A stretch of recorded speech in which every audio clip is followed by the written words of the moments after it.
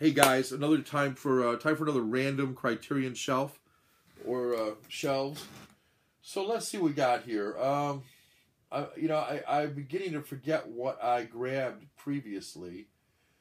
I have to think long and hard sometimes about what I've grabbed or what I haven't grabbed. I'm pretty sure I grabbed that stuff before. I don't think I grabbed those before. So let's just go up here and grab a bunch of stuff off this shelf up here. Ugh. Let's go to about here for now. And that should be good. Okay.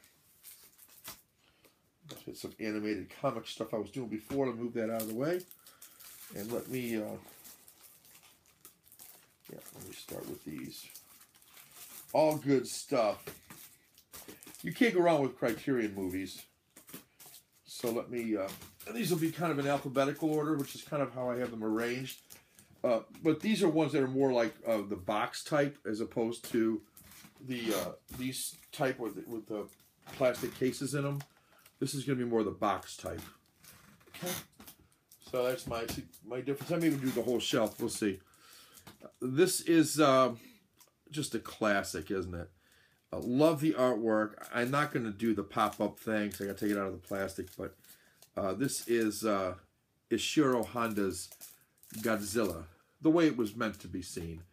The original Japanese version, and also then the United States or English version that was done with Raymond Burr and so on.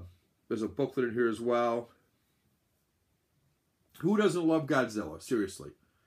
One of the greatest monsters in the history of monster movies. And I was thinking about horror movies in particular. And I've made numerous comments throughout my videos about horror movies. I'm not a big fan of modern horror for a number of reasons. I like monster movies. And there's a difference, I think. Frankenstein, The Wolfman, Dracula, The Creature from the Black Lagoon, The Mummy, The Invisible Man, less so that. But monsters, Dr. Jekyll and Mr. Hyde, monsters. Not a psychotic child who murders his parents and now wants to murder his sister for who knows why. To me, and I know Halloween's very popular. I like the first two, don't get me wrong. But to me, that's not a monster movie. That's a psychotic movie. Like Texas Chainsaw Massacre is a psycho. I like those less. A lot less. And a movie like Godzilla, love it. Love this. Love everything about it. Both versions, actually. I prefer the Japanese version, but both are good. I guess I've seen that one. I usually try to tell you if I've seen it or not. Here's one I have not seen. I've been meaning to see this one. I picked this up because it sounded interesting to me. It's a dual format edition, so it's got the Blu-ray and the DVD. You know that Criterion did that for just a little bit. 6 months, 8 months, something like that. And then they stopped. So I got these while I could. This is The Great Beauty story. It reminds me a little bit of like La Dolce Vita, but it's a journalist who charmed and seduced his way through the nightlife in Rome. Now he's a novelist.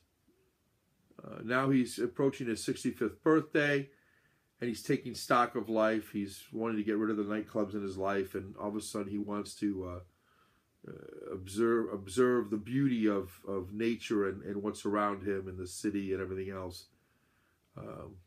So it has sensuous cinematography, a lush score, and an award-winning central performance by the great Tony Servillo. Right there. Yeah. By brilliant Italian director Paolo Sorrentino. It's a breathtaking Fellini-esque, like I said, I like Fellini. Tale of decadence and lost love. Tons of extras on this. I have not seen it. 142 minutes, 5.1 surround sound. It's a 2013 movie, so it's very modern for their Criterion Collection. I will watch this soon. I just haven't done it yet, but anyway, The Great Beauty. There's the back. If you want to pause and look at the extras and stuff. You're welcome to do that. That should focus in there for you. Yeah. All right. Well, I love this next movie. It is a big, thick, heavy box. And it's a beautiful version of this.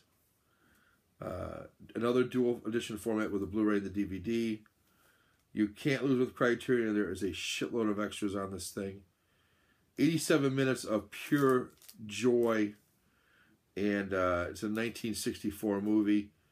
And collector of stuff, you ought to own this one if you don't. And I'm sure you do in some way, shape, or form. I'm talking about The Beatles, A Hard Day's Night, the film by Richard Lester. Out of all the movies that the Beatles did, this one I think best encapsulated to a great extent what a day in the life of the Beatles was like, or at least in some capacity what it was like. This was their first movie. It established Ringo as the comedian, George is the quiet one. Not that that wasn't true before, but Paul is kind of the, cute and sweet one, I guess, if you will. And then John is kind of the sarcastic bastard sometimes, but that's why we love John. And just a great, great set. Hard Day's Night. Look at the extras on this thing. Look at the back here with all the extras. It's just amazing. There's a ton of extras there. Tons of stuff. 4K digital transfer approved by director Richard Lester. That's the beauty of still having the director around, huh? Yeah. In their own voices, a new piece combining the 1964 interviews with the Beatles with behind-the-scenes footage and photos. Yeah, really good stuff. Love this movie. And yes, I've seen it, and I've seen it before, and I've seen it on Criterion. It's beautiful. I have watched this next one. I highly recommend this one. This is, was this a dual format? I can't remember if this is dual format. Yes, it was. This is a dual format, too. I don't have the sticker on the front, but dual. So this is Blu-ray and DVD. What a great... I love road comedies where, two guys go off on the road, or a guy and a gal, and they hit the road, and they search for love and adventure, or they find love and adventure, whether they're searching for it or not. This thing is amazing. It's a film by Dino Risi, 1962. Love the art on this. And at first I didn't like it, but the more I look at it, the more I kind of like it. It's simple, but I like it. Something about the green also. 105 minutes, by the way, black and white. It's in Italian, of course, with English subtitles, 1.85 to 1 aspect ratio. Yeah, it's just an unpredictable journey, as it says, that careens from a slapstick comedy to tragedy. Yeah. It's a wildly entertaining commentary on the pleasures and the consequences of the good life. Yeah. It's fresh and exciting to this day. And what it says is you can see why this movie, even to this day, is revered in Italy, and rightfully so. There we go. There's the back, tons of extras, lots and lots of extras. Love the green, huh? Kind of a pukey green, sea green. Love it. I wasn't going to buy this movie, but I am so glad that I did. One of the better Criterions that were put out last year. Tons of extras. 163 minutes. 1963. Who isn't in this movie? It's a mad, mad, mad, mad world. Stanley Kramer. And all those people and more are in it. Lots of special guest appearances. There is a ton of commentaries and people talking about this film. A great little booklet with it. It's just a great, great, funny adventure-type movie. They're all in search of a treasure. And they'll do anything to get it. And you've got a wild cast of characters, so it cuts between them, and each, as some are trapped here, and some are ruthless over here, and it just really is funny, and a really good movie. I'm glad Criterion put this out. This one I have not seen, and I don't know why, because it sounds like my kind of movie. I just think it's, you know, when you own 1,000 movies, sometimes it's hard to see them all. And this is just one that I haven't seen yet. Francois Truffaut, great director. He did 400 Blows and others. But I just haven't seen this one yet. It's in French, of course, 1962. Hailed as one of the finest films ever made, so you can see why I wanted to watch it. I have wanted to watch it. It's filmed over it's not filmed over. It covers a 25-year period, relationship between two friends and the object of their mutual desire. And the title is Jules and Jim. Yeah.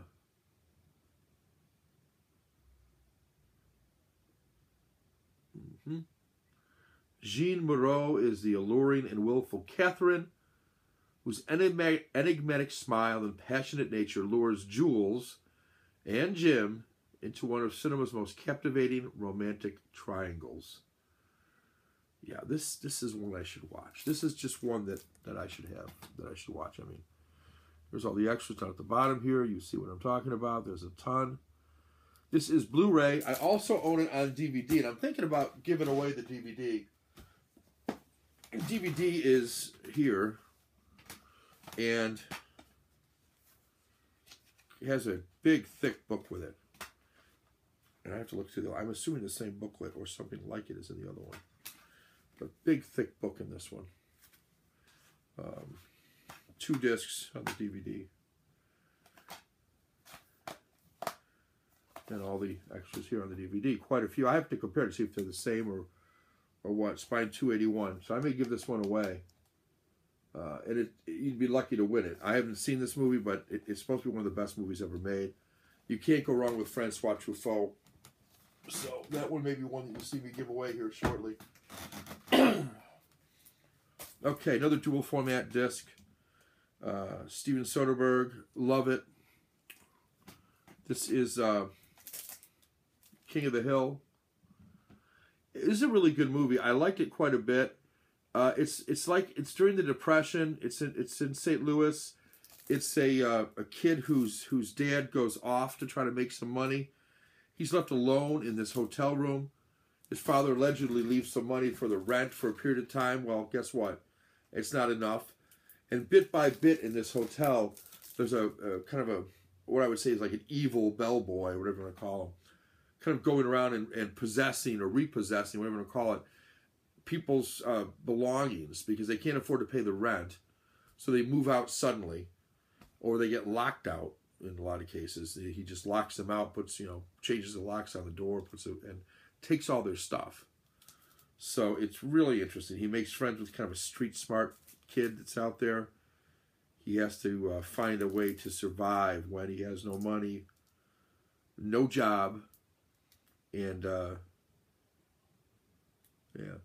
his brother's sent away to live with an aunt, and his tubercular mother is sent to a sanitarium, and his father's a salesman who goes away on long business trips and leaves the boy alone. Great movie. Love this movie. King of the Hill. If that sounds good to you, buy it. It's in English, so you got no reason.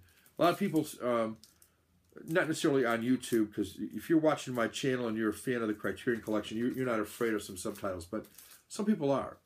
And this is a movie that you can get into very easily. Steven Soderbergh's a great director. In fact, I think this one has a second movie on it, too, if I'm not mistaken. This one has a second movie on it.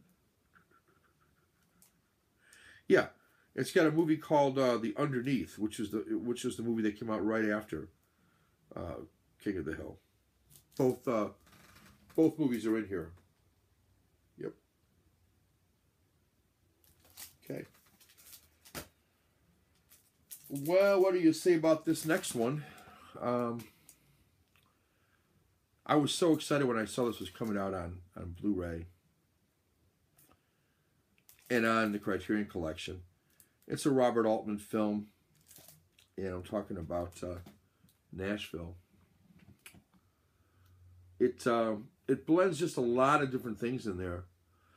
There's 24 different characters in this movie, and I think a lot of them are pictured on the cover. Some want to be stars in Nashville. Some are, more or less regular people. A lot of their lives intersect.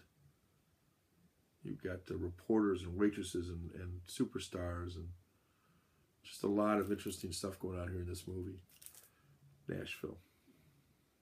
160 minutes long, 1975. Another dual format edition, so you've got the Blu-ray and the DVD in here, and I'm so glad I picked this one up. And suitably the last one on the shelf, and I wanted to make sure I grabbed this one. It wasn't the last one on the shelf, but it's the last one I'm going to go through today. And I can do another one of these later. One of my favorite movies of the entire Criterion Collection. It's in the top probably 5.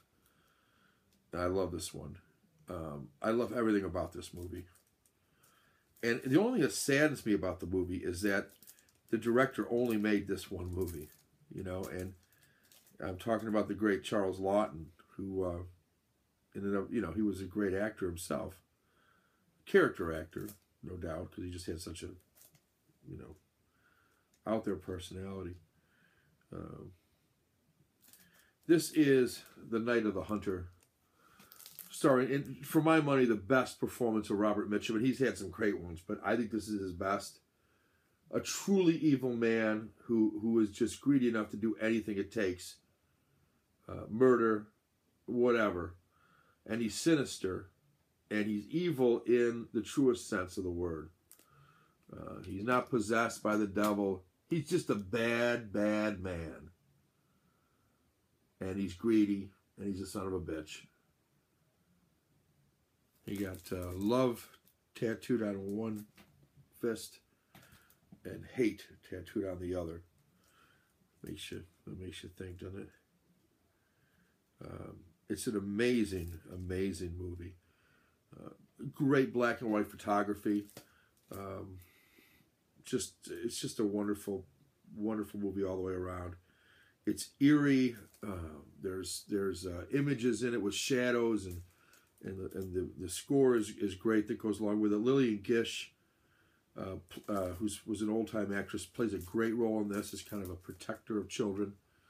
And Robert Mitchum, I can't say enough about Robert. And Shelley Winters is in it. Shelley Winters was great in this too. It's just a wonderful movie. Highly recommend The Night of the Hunter. Let's call it horror or drama at least, but maybe horror. 93 minutes, and boy, is it an effective use of 93 minutes. There's not a dull moment in this movie. In fact, this is a movie I need to watch again. It's a 2-disc special. Now, if you buy this, you don't get the cardboard thing now with the. You'll just get the. Now they're just doing the clear cases like a lot of these. You'll just get a clear case like this. But who cares? It's a great movie. I like this case, but it's a great movie. I highly recommend you buying it. Spine 541 looks like. Night of the Hunter, Charles Laughton. Wish he would have made more. All right, guys, that's it for now. Hopefully you enjoyed my almost full shelf of Criterions. I'll do it again. Maybe I'll pick and choose the next time, or do some boxes or whatever. We'll figure it out. Just kind of whatever hits me at the time. And one of these times, I'm gonna do a feature on this one right here. Zatoichi. And yeah, I put this on the front. You could not do that, but I had to have this on. I just think that looks so iconic that I laminated it, and yeah, it's on there permanently under the cover. Well, not permanently. I can get it off if I really had to, but without damaging it. But I'm not taking it off. I'm leaving it on. Zatoichi, what a set this is. This is for another time, but I will get to that eventually. I've done an opening of it and an overview of it. I haven't watched the whole thing. There's a ton of movies there, but I've watched quite a few, and he's a great character. All right, guys, that's it for now. Hopefully you enjoyed watching. We got about 19 minutes in here. That should be it for now, and catch you the next time. Take care.